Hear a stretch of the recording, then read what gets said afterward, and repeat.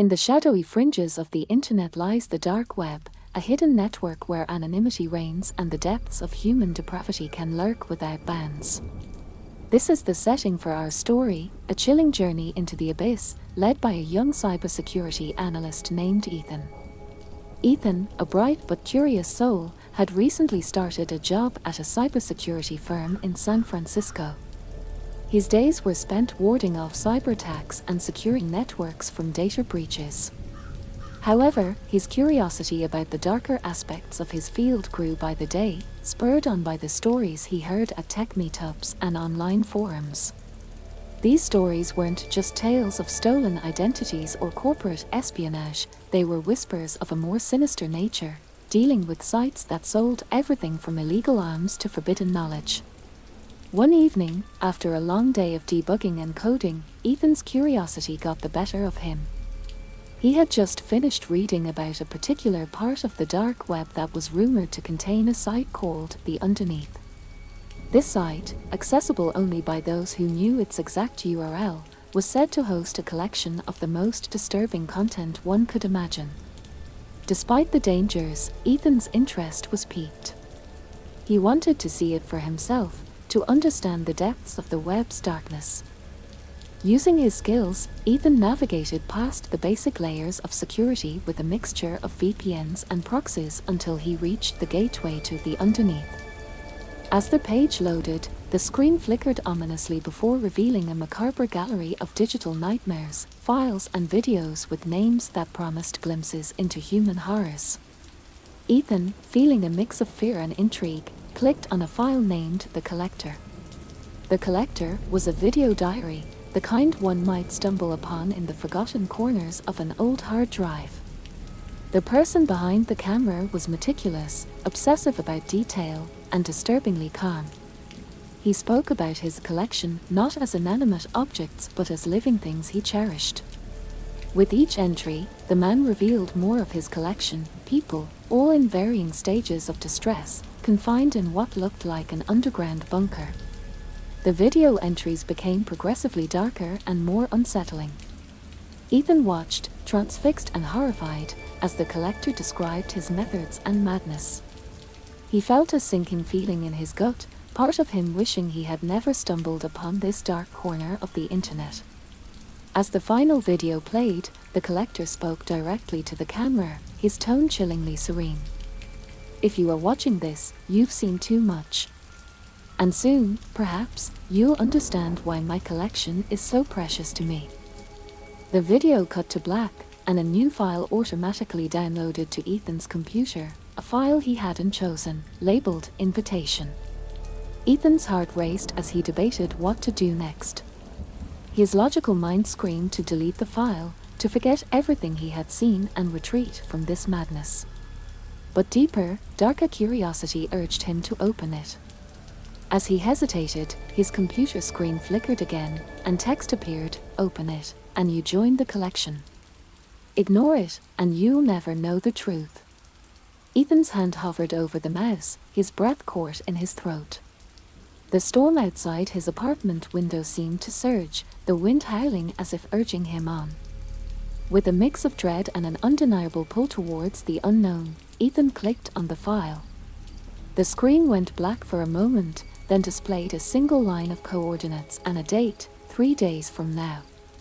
Below it, one more chilling line, "Come alone, and all will be revealed." As Ethan sat back, the weight of his decision pressing down on him, he realized he had crossed a line from which there could be no return.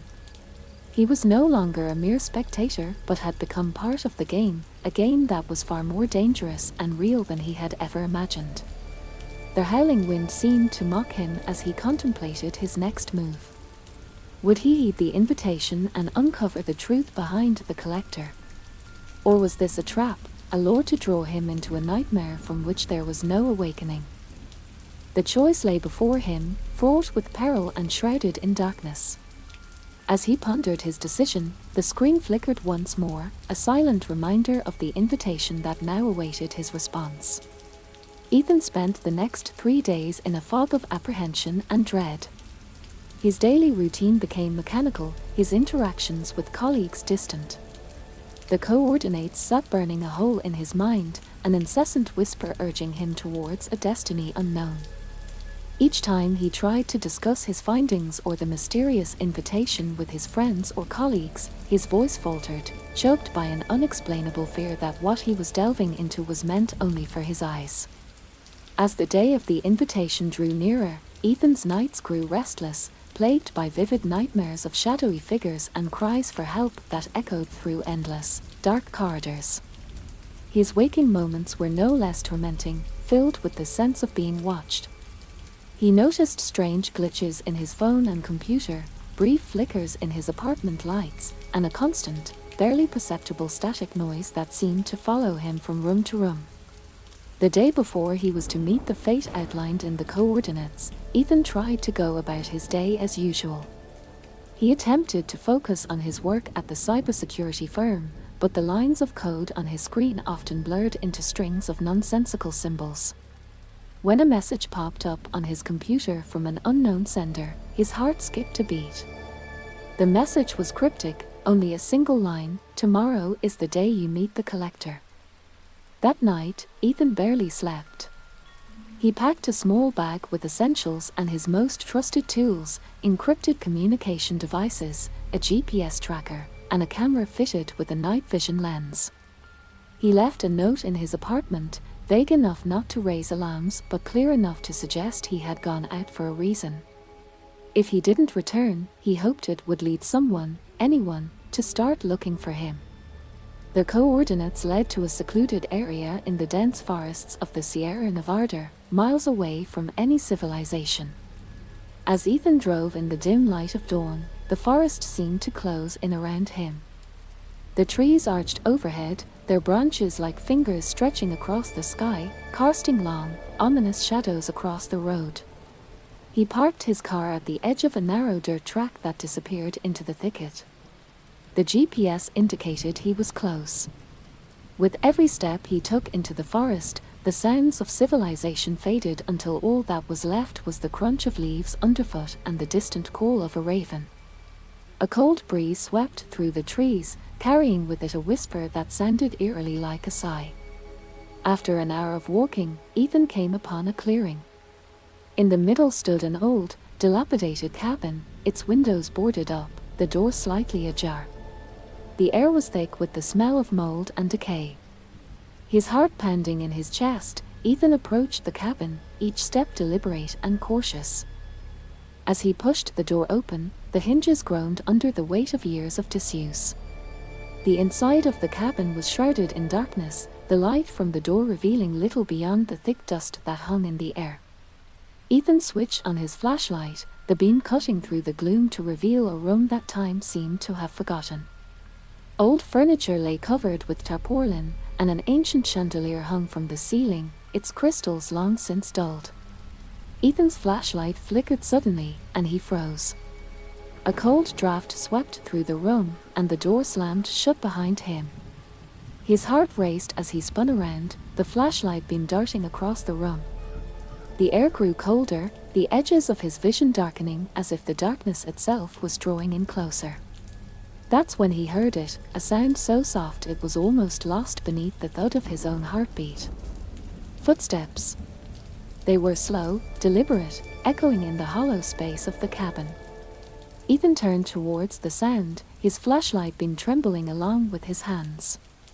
The light fell upon a figure standing at the far end of the room. It was a man, or what was once a man, his features obscured by shadows. Only his eyes were visible, gleaming unnaturally bright in the darkness.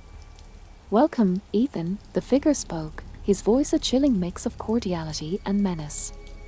"You've come a long way to find me. Now, let's see if you're ready to join my collection." Frozen in place, Ethan realized the horror he had watched unfold in the collector's videos was only the beginning. He was now part of a story much darker than he had ever imagined, and escape was not an option he could readily find. The collector moved slowly from the shadows, his form becoming clearer as he approached the edge of Ethan's flashlight beam. He was taller than Ethan had imagined, his frame thin, almost skeletal. His face, though partially masked by the dim light, bore an eerie calmness, and his eyes, those luminous, piercing eyes, seemed to look right through Ethan, probing the depths of his fear. "Sit down, Ethan," the collector instructed, gesturing to a dusty old chair in the middle of the room. His voice was smooth, almost soothing, which contradicted the sinister intent Ethan sensed beneath his words. Reluctantly, Ethan obeyed, his mind racing for any possible way to escape, to survive. As he sat, the collector circled around him slowly, like a predator assessing its prey. "You sought the darkness of the dark web, intrigued by its mysteries and horrors.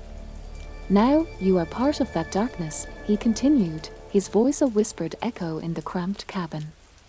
Ethan's heart pounded in his chest, each beat a loud drum against the silence of the room. "What do you want from me?" Ethan managed to ask, his voice steady despite the overwhelming fear. The collector stopped moving and faced Ethan directly, a thin smile playing on his lips. "I want you to understand, to truly appreciate the art of collection. Each person I collect brings a unique story, a distinct essence of life and fear. You, Ethan, you bring curiosity and courage, qualities that are rare." Ethan felt a cold sweat break out across his forehead. The collector's words twisted around him like a noose, tightening with every syllable. "Why show me this? Why not just the end?" "Because, Ethan," the collector whispered, leaning closer so that his face was mere inches from Ethan's. "The end is not simply about capture, it's about transformation. You will see, in time. But first, you must witness the truth of my work." Without another word, the collector turned and walked to the back of the cabin, motioning for Ethan to follow. With a deep, steadying breath, Ethan rose from the chair and trailed behind, his mind alert for any opportunity to escape. The back of the cabin was veiled in darkness, but as the collector clapped his hands, dim lights flickered to life, revealing a long, narrow hallway. The walls were lined with doors, each marked with a brass nameplate.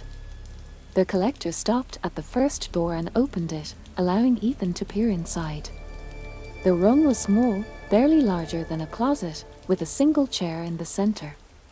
Tied to the chair was a man, his head drooping forward as if he were sleeping or unconscious. His features were gaunt, his skin pale and drawn tight over his bones. Ethan recoiled at the sight, his stomach churning. "This is Thomas," the collector said, his voice devoid of emotion. "He was curious, much like you. He wanted to understand pain.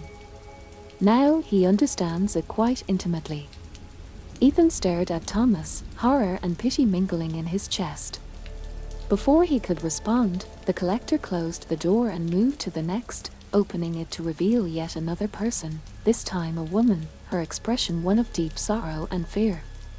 Each door opened a new chapter of horror, each room a testament to the twisted art the collector had spoken of. Ethan felt each scene etch itself into his memory, a gallery of human misery and terror that he could never unsee. Finally, at the end of the hallway, the collector paused. "This one," he said, gesturing to the last door, "is reserved for you, Ethan.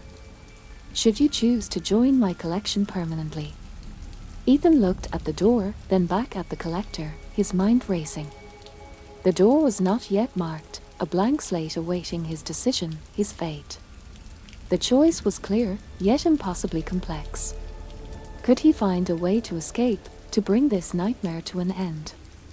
Or was his story destined to be just another exhibit in the collector's macabre collection? The tension hung thick in the air, a tangible force that seemed to suffocate all hope. Ethan's breath caught in his throat as he faced the ultimate decision of his life, under the watchful, unblinking eyes of the collector. The silence in the hallway was deafening, broken only by the faint drip of water somewhere in the shadows. Ethan's mind raced as he stared at the door that could seal his fate. The air around him felt thick, charged with a sense of impending doom. He knew he had to make a decision, but every cell in his body screamed for him to find another way out. "Take your time, Ethan," the collector said, his voice a sinister whisper in the dim light. "This is a decision that demands reflection.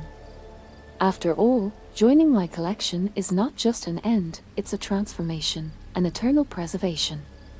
Ethan turned away from the door, facing the collector. And if I refuse? What happens then? His voice was firmer now, bolstered by a growing resolve not to succumb to the darkness. The collector's eyes gleamed, a flicker of amusement, or perhaps anticipation, passing over his features. Refusal. Oh, you can refuse, of course. But consider this, you are here, far from anyone who knows you or could hear you. How long do you think it will take for someone to find you? And in what condition? His tone was casual, as if discussing something as mundane as the weather, but his words carried a weight that was palpable. Ethan felt the threat underlying the collector's words. He was trapped, but he wasn't ready to give up yet. His eyes darted around, searching for anything he could use to his advantage. The hallway, with its doors of horrors, offered little in the way of escape, but Ethan's training in cybersecurity had taught him one important lesson: there was always a back door, a vulnerability. As if reading his thoughts, the collector stepped closer. You're thinking of escaping, aren't you? It's written all over your face, Ethan. But this is no digital fortress. Here, the locks and keys are real, and they don't respond to hacks or codes. Despite the collector's words, Ethan noticed a slight flicker in the lights, a brief interruption that suggested the cabin's wiring was old, possibly faulty. An idea began to form in his mind, risky and desperate, but it was a chance. If he could cause a short circuit, create a blackout, he might have a few moments in the dark to overpower the collector or find a way out. Keeping his expression neutral, Ethan slowly backed toward the nearest door, maintaining eye contact with the collector. Maybe I'm considering my options, Ethan said, trying to keep him engaged. Yes, consider them well, the collector replied, a cold smile spreading across his face. After all, no one has ever left here by choice, and you're unlikely to be the first. Ethan's back hit the door, and he felt for the knob, turning it slowly to avoid making a sound. I suppose you're right, he said, feigning resignation. Perhaps I should just accept my fate. The collector's smile widened, his gaze not leaving Ethan's face. A wise decision, indeed. In a swift move, Ethan flung the door open and pushed back hard against it, slamming it into the collector. Caught off guard, the collector stumbled backward, and the overhead light flickered violently as Ethan darted past him, racing down the hallway toward the cabin's main circuit breaker, which he had noticed earlier during their initial walk. Reaching the breaker, Ethan's hands worked frantically. He could hear the collector recovering, his footsteps thundering down the hallway. With a deep breath, Ethan flipped the switch, plunging the cabin into darkness. The sudden blackout was disorienting, the pitch black of the cabin interior swallowing everything. Ethan's heart pounded in his chest as he crouched low, listening to the collector's movements, using the sound to gauge his position. His eyes slowly adjusted to the darkness, and he began to move, silently, towards what he hoped was the direction of the front door. As he edged forward, his hand brushed against something cold and metallic, the handle of a tool, perhaps forgotten or misplaced. Grasping it, Ethan felt a surge of adrenaline. It was a heavy wrench, clumsy but potentially lethal. He gripped it tightly, preparing for the inevitable confrontation.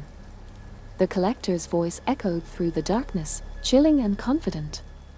You think darkness is your ally, Ethan? I was born in it, molded by it. You merely adopted the dark.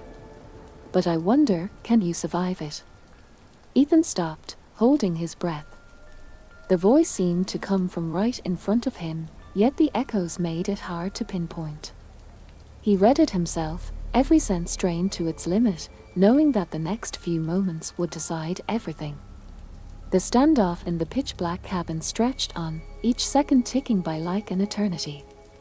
Ethan's grip on the wrench tightened, his body tensed for the encounter that seemed inevitable. The collector's breathing became audible, a soft, controlled sound that seemed almost too calm given the chaos.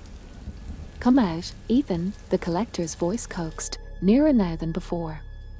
"You've seen what I do, what I create. You could be part of something eternal, something beyond the mundane life you've known." Ethan remained silent, inching forward, the rough wooden floor barely creaking under his cautious steps. He understood now that the collector didn't just thrive in the dark, he reveled in it, used it as a tool just as Ethan used his codes and algorithms. Suddenly, a crack of thunder rolled outside, briefly illuminating the cabin with a flash of lightning. In that brief moment of light, Ethan saw the collector's silhouette just a few feet away, his figure poised in anticipation. The image was burned into Ethan's retina, guiding him in the utter darkness that followed. With no time to hesitate, Ethan lunged forward, swinging the wrench with all his might toward where he had seen the collector. There was a grunt of impact, and the wrench connected with something solid. A heavy thud followed, and the sound of a body crumpling to the floor echoed in the tight space. Ethan didn't pause to check on the collector. He used the brief advantage to make his way to the front door, his hands scrambling along the cold walls for guidance. Finding the door, he threw it open and burst into the cool night air, the rain soaking him immediately, washing away the cabin's stifling oppression. Breathing heavily, Ethan didn't stop to look back as he sprinted through the forest, the darkness of the trees less intimidating than the darkness he had escaped. His car was where he had left it, hidden among the brush. Fumbling with the keys, his wet fingers slipping, he finally managed to unlock it and jump inside, slamming the doors shut and locking them immediately. As he started the engine, his heart still racing, Ethan knew he couldn't return to his old life as if nothing had happened. The dark web had reached out into the real world, pulling him into its depths. Even now, driving away from the nightmare, he could feel its tendrils brushing against the edges of his mind, the collector's parting words echoing in his ears. Ethan drove through the night, the highway empty and stretching before him like a dark river. He knew he needed to disappear, to start over somewhere new where the shadows of the dark web couldn't reach him. But as he glanced in the rearview mirror, a part of him wondered if he would ever truly escape, or if the darkness had claimed a part of him forever. As the first light of dawn began to paint the horizon with strokes of grey and pale blue, Ethan made a decision. He would find a way to fight back, to use his skills to ensure that no one else would fall victim to the likes of the collector. The road ahead was uncertain, fraught with danger, but Ethan felt a new purpose taking root. This was not the end of his story, but a new beginning, one that would lead him back into the depths of the dark web, armed with knowledge and a resolve to dismantle it piece by piece. But that tale of revenge and redemption is a story for another time. As the sun rose over the horizon, casting long shadows across the road, Ethan felt a profound sense of isolation, aware that his life had irrevocably changed. The events of the past night were not just a terrifying ordeal, they were a call to action. He had glimpsed into the abyss of human depravity and emerged shaken but alive. Ethan knew that countless others were not so fortunate, their cries for help swallowed by the darkness of the dark web. Driving away from everything he knew, Ethan resolved to use his encounter as the impetus for a larger fight. He could not let the collector's words, "You can't escape the darkness," be the final verdict.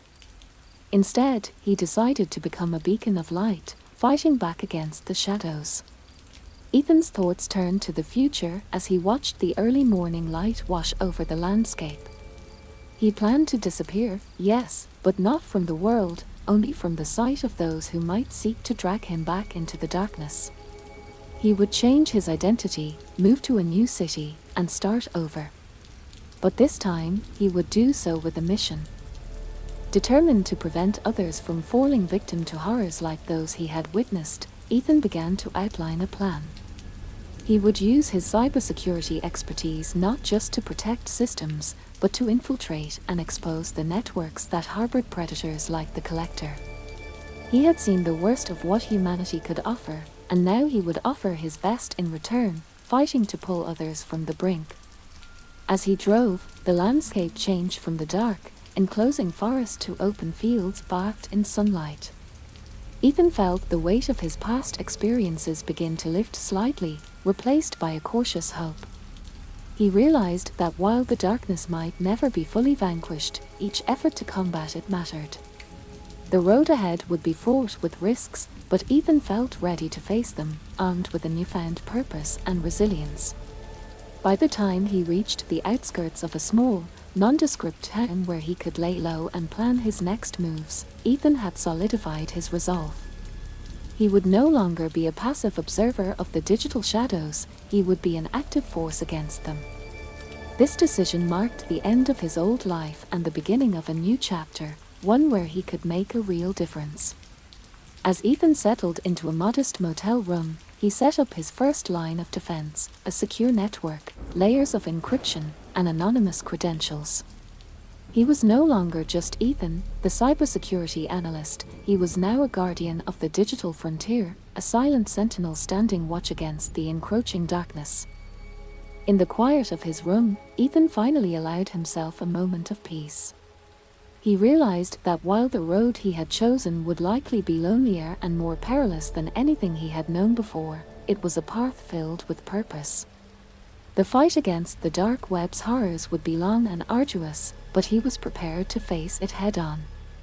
And so, with the light of dawn casting a warm glow through the curtains, Ethan began to work. His story was no longer just one of survival, it was a tale of redemption, resilience, and relentless pursuit of justice. The darkness had not claimed him, it had created a formidable adversary. This was not an end, but a beginning. A beginning of a battle against the darkness, fought from the shadows to protect those who could not protect themselves. And in this battle, Ethan would not stand alone for long. He would inspire others, draw them into the light, and together, they would push back against the night. This was his new reality, his purpose, his fight. And it was just beginning.